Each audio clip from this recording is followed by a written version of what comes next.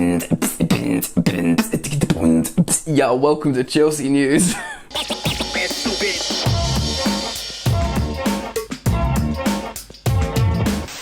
Hey, what's going on, people? Welcome back to Football Therapy with me, host Jan. I hope you are all doing well, mate. I'm sure most of you are if you're a Chelsea fan, because we're soaring across the top of the Premier League at the moment. Welcome back to Chelsea News, the daily series here on Football Therapy, where I go across football news media, see what's being said about the Blues, consolidate it into one package, presenting it to you guys, and giving you my opinion, but more importantly, asking for yours. Few things to crack into today. I want to talk about Jugen Klopp's comments on Chelsea Football Club, how he thinks we're going for the title, and our favourites for said title. The Wizard of London sadly has a hamstring injury. What does that mean for Chelsea? What are the implications moving forwards? And I pose the question, what's going on with Kai Havertz? Should he keep starting in this Chelsea team? I'm going to roll that question out to you as well. If you want constant updates to Chelsea News, you should check out One Football. And of course, Chelsea News is brought to you by One Football, the one-stop companion app that gives you everything you need regarding the beautiful game. Match statistics, lineups, events, alerts, Chelsea news, transfer news, everything you'd ever need. It's completely free, and you can access One Football by clicking the link in the top of the description. So you should do yourself that favour, boys and girls. Alright then, let's get into today's content. Let's start off with Jugen Klopp, of course, the coach of Liverpool FC, the champions of England, and for most people, the favourites to win this Premier League, because they look like they're just so settled as a functioning machine. The thing is with Liverpool, they have had a lot of injuries, but they seem to just always survive. A youngster comes in, fills in, they do well. Granted, they're not flawless, but who is this season? Jugen Klopp has come out and said Chelsea are title favourites. I'm going to read you his quote now. If you watch football games at the moment, then Chelsea, for me, look like favourites. They have the biggest squad, great players, playing well together after a rusty start, and they are full on. They have unbelievable opportunities to change in games and make changes from one game to another. So that's it. Now, what is Jugen Klopp doing here? Is he saying, yes, Chelsea are going to win the title, they're the best team? Or is this classic Jugen Klopp or Premier League manager housery? Listen to what he said. The unbelievable opportunities to change games. So many players. An embarrassment of riches, you feel like he's trying to say.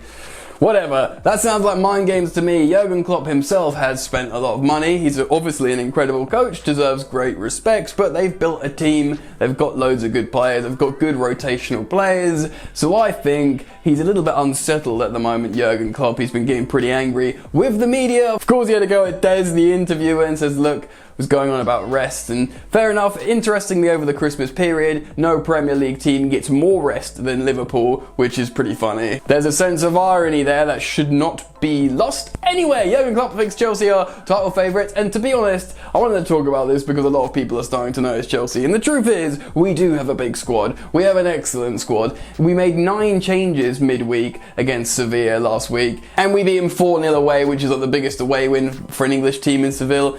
Incredible. That was our B team playing well. We reverted back to our first team against Leeds, which is an incredibly tough Premier League fixture matchup because of the narrative and just generally how Bielsa's team plays, and we sort of semi-put them to the sword in what was generally a very competitive game.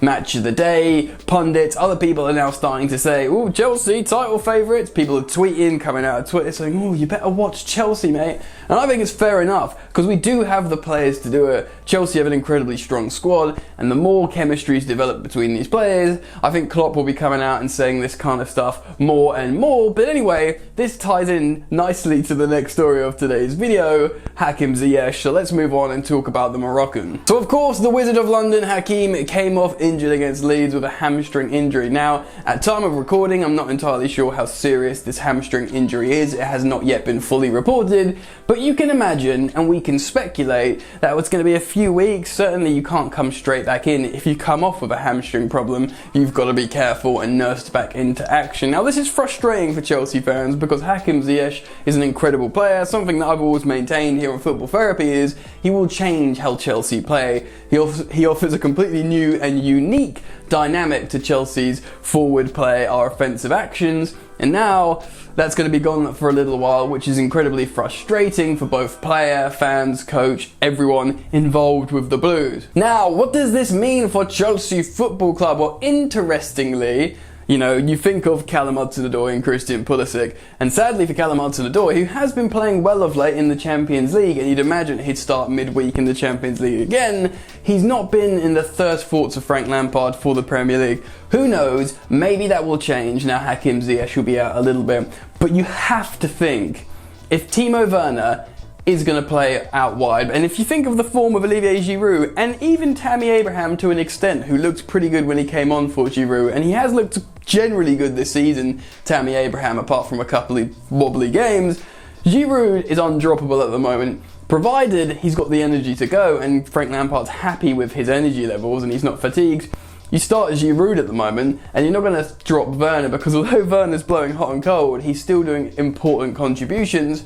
So with that, you start Christian Pulisic instead of Hakim Ziyech. Pulisic looked rusty midweek, but against Leeds he looked back to his best, roaring to go when he came on for Hakim Ziyech. Of course, it offers something completely and almost entirely different to Hakim Ziyech in terms of dynamic of play, but that's fine. Chelsea can adapt to that. He can swap flanks with Timo Werner. They both can run in behind, incredibly pacey, so instead of having that left boot of the Wizard of London on the right flank, you can just use Reece James to be putting in crosses for Christian Pulisic, and of course Timo Werner running the channels. It's a different dynamic, but it's an incredible quality, and we can rest easy knowing Hakim Ziyech is recovering well while we have those options on the pitch. So, keeping on to new signings, let's move on and speak a little bit about Kai Havertz. Right, so some people are concerned about Timo Werner, but I'm not at all, because actually his numbers in the Premier League and Champions League are very passable, and often, well, if you ask the player himself, he'll probably feel like he's underachieving, which makes me feel there's like no reason for concern with Timo Werner. When it comes to Kai Havertz though, it's a little bit different. Now, I'm not concerned for the long term, purely on the premise of Kai Havertz has world-class talent. His numbers for Germany and Bayer Leverkusen are incredibly impressive considering the different positions he's played on the pitch. But if you watch him as a player, he's so skillful and talented. He does glide, he can just carry the ball up the pitch nonchalantly, he's got an amazing left boot, his weak foot, his right boot is incredible, he can score headers, win aerial duels. Having said all that, he does look like he's going to take a while to acclimatise to the pace and physicality of English football. It looks like he might be better suited in the Champions League. In the first half against Sevilla midweek, he was excellent. But against Leeds, he looked rattled. I think everyone was tweeting on Twitter he needs to come off for Kovacic in the second half, and that, substitution did happen, and it was the right thing to do from Frank Lampard.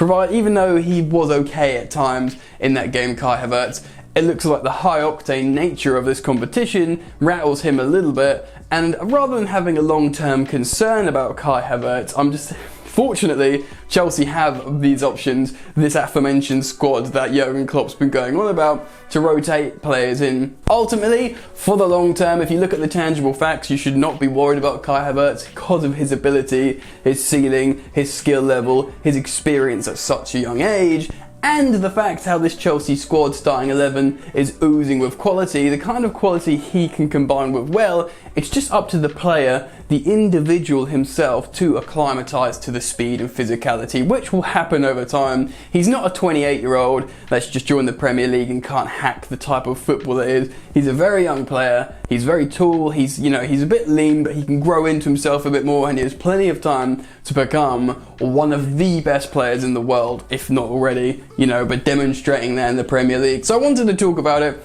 a little bit in today's video because it has been a talking point across social media and some, football broadcasters and stuff. So I'm keen to get your thoughts and opinions on these subjects. Talk about Pulisic coming in for Hakim Ziyech. How do you feel about Kai Havertz? And talk about Chelsea being title contenders. If you've enjoyed the video, please do consider dropping a like. It really does help out a lot. Subscribe to Football Therapy if you're new, mate. Follow me on Instagram at FootballYannick. That's it from me, you lot. Enjoy the football, and I will see you later. You ain't so tough with that bad boy tuck. I'ma get it how I'm living, I'ma walk the walk. Outline my lines, I rap through thought. Body bag the verse, outlined in chalk. In my life seen trouble, hustle on the double, silence on the trigger like my pick got a muzzle. Yo, chick like to guzzle, bad boy stay in trouble. I only love this paper, sorry I don't. I laugh me, bitch.